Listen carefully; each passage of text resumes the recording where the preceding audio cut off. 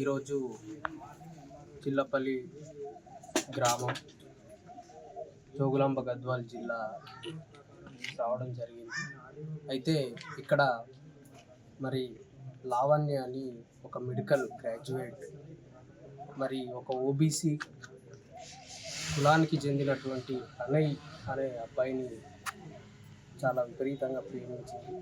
కానీ ఆ అబ్బాయి మరి ప్రేమ ముసుగులో అమ్మాయిని మోసం చేయడం అనేటువంటి జరిగింది. తీరా పెళ్లి చేసుకునేటువంటి ఆ ప్రపోజల్ అమ్మాయి పెట్టినప్పుడు అక్కడి నుంచి ఆ అబ్బాయి అవాయిడ్ చేస్తూ రావడం జరిగింది.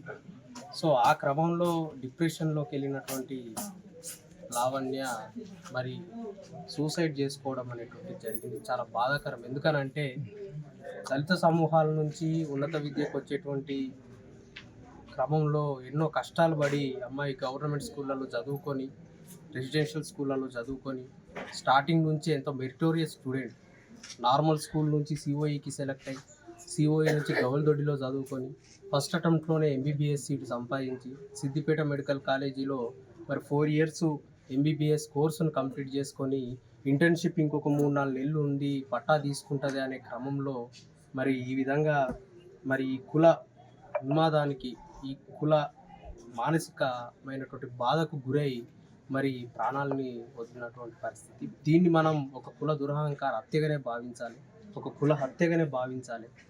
కాబట్టి మరి సమాజంలో ఏదైతే ఈ కుల వివక్ష, ఈ మొత్తం ఏదైతే ఏ రకంగానైతే మనం చూస్తున్నామో మరి ఈరోజు ఇది విద్యా సంఘాలలో, అదేవిధంగా ఇప్పుడు చదువుకున్న విద్యార్థులలో కూడా ఏదైతే ఎంబీబీఎస్ కానీ లేకపోతే ఐఐటీలలో కానీ ఎక్కడైనా కూడా మరి ఈ సమస్య చాలా క్లుప్తంగా మనకు కనిపిస్తూ ఉంది. కాబట్టి మరి విద్యార్థులు కూడా ఏదైతే దళిత సామాజిక వర్గం నుంచి వస్తున్నటువంటి విద్యార్థులు కూడా ఎవరైతే ఉన్నత విద్యలో ఉన్నారో వాళ్ళు ధైర్యంగా ఉండి ఈ విషయాల పట్ల నిలబడి మరి కొట్లాడి వాళ్ళ మీద కేసులు అయ్యేటట్టుగా, వాళ్ళ గుణపాఠం చెప్పేటట్టుగా మనం మనోధైర్యాన్ని తెచ్చుకొని ముందుకు పోవాలి. కానీ ఈ విధమైనటువంటి నిర్ణయాలు తీసుకోవద్దని చెప్పి కూడా నేను మా దళిత మహిళలకి, విద్యార్థులకి విన్నపిస్తా ఉన్నాను. కాబట్టి ఈ కుటుంబానికి ఏదైతే ఇప్పుడు తక్షణంగా మనం చేసేటువంటి సహాయం ఏదైనా ఉంది అని అంటే మరి ఆ నేరస్తుడు ఏదైతే అక్యూజ్డ్ ఎవరైతే ఉన్నారో అతనికి మరి న్యాయపరంగా సరైనటువంటి ప్రక్రియల్లో మరి జరిగి బెయిల్ రాకుండా మరి అటు పోలీస్ వ్యవస్థ కూడా సక్రమైనటువంటి ఇన్వెస్టిగేషన్ చేసే విధంగా మరి అందరం కూడా మరి ముందుండి దళిత సంఘాలు కానీ లేకపోతే ఇటు న్యాయవాదులు మేము కానీ ముందుండి కూడా పోరాటం చేసి మరి ఇన్వెస్టిగేషన్ సక్రమంగా జరిగేటట్టు, కేవలం ఆ యొక్క ప్రణయనే కాదు, ఈ హత్యకు అన్ని రకాలుగా మానసికంగా కారణమైనటువంటి ఇంకెంతమంది ఉన్నా కూడా ఇన్వెస్టిగేషన్లో బయటకు తీసి వాళ్ళ పేర్లు కూడా ఇంక్లూడ్ చేసి మరి సక్రమంగా ఇన్వెస్టిగేషన్ శిక్ష పడే విధంగా ఇన్వెస్టిగేషన్ జరపాల్సిందిగా అటు పోలీస్ వ్యవస్థను విజ్ఞప్తి చేస్తూ ఉన్నాం. అదేవిధంగా మరి చట్ట ప్రకారం రావాల్సినటువంటి పరిహారం ఏదైతే ఉందో అది రావాలి.